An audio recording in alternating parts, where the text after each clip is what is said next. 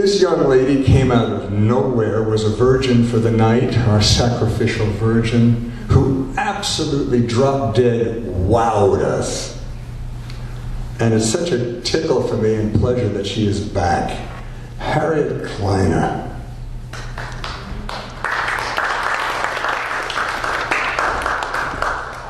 This is her. Yeah, get that woman.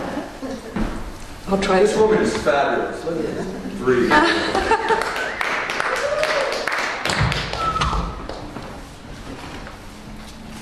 Thank you.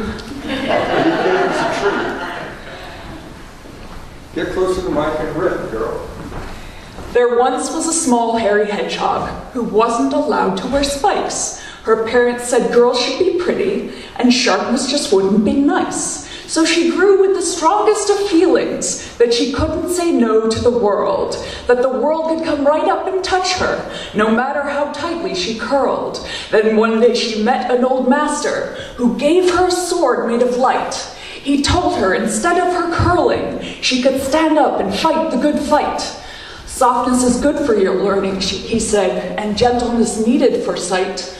If one's stance in the world is not open, the lessons get caught on the spikes. But openness also requires a masterful grip on the real. You must not get caught in the drama of the worry and fear you may feel. A perspective of fear is not useful. It narrows your chance of success. It's not true that you're only a victim. It's not true that you somehow are less. Stand firm in the face of your darkness. Get up if it pushes you down. Be a shining example of courage. By your will you refuse to be bound.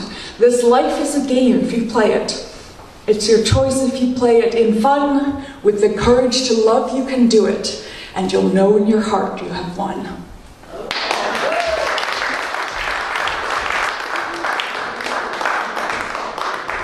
Such a dramatic exit. Such a dramatic exit. Your fans are screaming for me.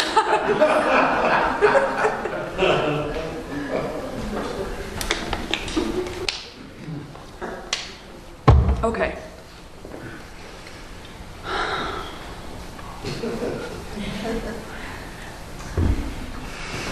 I have a mental wildness. I am strong and free and true. And if you want to listen, I can tell my tale to you. I found my mental wildness while pulling out a tree. It didn't seem to fit in there, within the heart of me. The tree was dark and thorny, and I knew it was not right. It made me feel like dying, even though I loved the fight. The others told me nothing, or they said that it belonged. They said that tree is a part of life, your thoughts are what is wrong. And so I listened for a time. I sat and watched it grow. It leached its darkness into me. It colored all I know. It told me I should toe the line. It told me I'm a freak. It told me I would never find the freedom that I seek. I screamed at it, that's all you know, you're fearful and you're weak. I shouted, you are stupid and your thoughts are made of reek. I grabbed the tree with bloody hands, I pulled and out it came. I tossed it in a pit I dug and roasted it in flame. I have a mental wildness, and to you that means I'm weird, but look into my fire pit and see the space I've cleared. There's room in here for dancing, there's room in here for joy, there's room to see my many lands exploring to enjoy. I have a mental wildness, and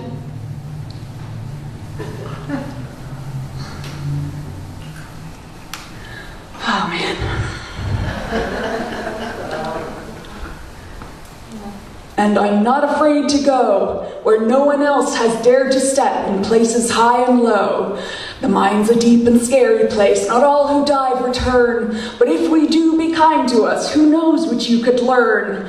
I have a mental wildness, and if at times I don't make sense, remember that all puzzles solved at first had strange accents. I have a mental wildness, and sometimes I look the part, but so do great composers when they're busy making art.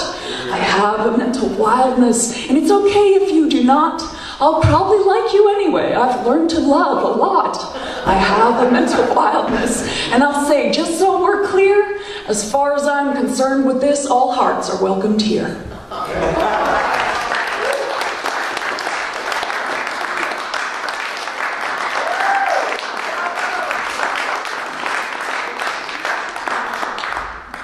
remembered one more.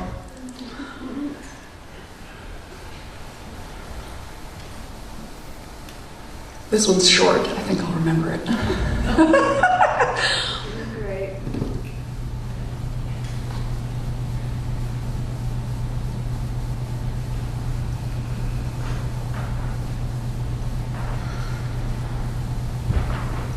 I don't have to know, and I don't have to hold. I don't have control. I can just wait and see. It's better to be a wave on the ocean than 1,000 suns above an empty sea.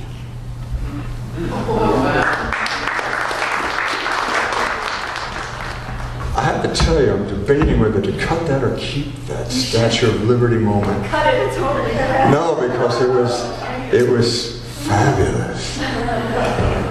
You know, and let me say it this way. With all the phenomenal instrumentalists out there, for instance, and that could be literally, figuratively, and metaphorically, but let's just talk music, who know all the repertory, I mean scary, every single note. There's a reason why there's a Vladimir Horowitz and a Thomas Hendelman. The spaces between the notes. And those silences, and one of the reasons I married my wife were a certain expression, she would say, "Oh, how he cuddles each note." And I'm thinking to myself, I'm trying to be erudite as hell, talking about that, and she just succinctly just says the genius of the moment. Gang, it's the silence. And there, of course, there is no silence. Because one silence is someone else's noise, but the gift is stilling yourself enough to be able to hear it.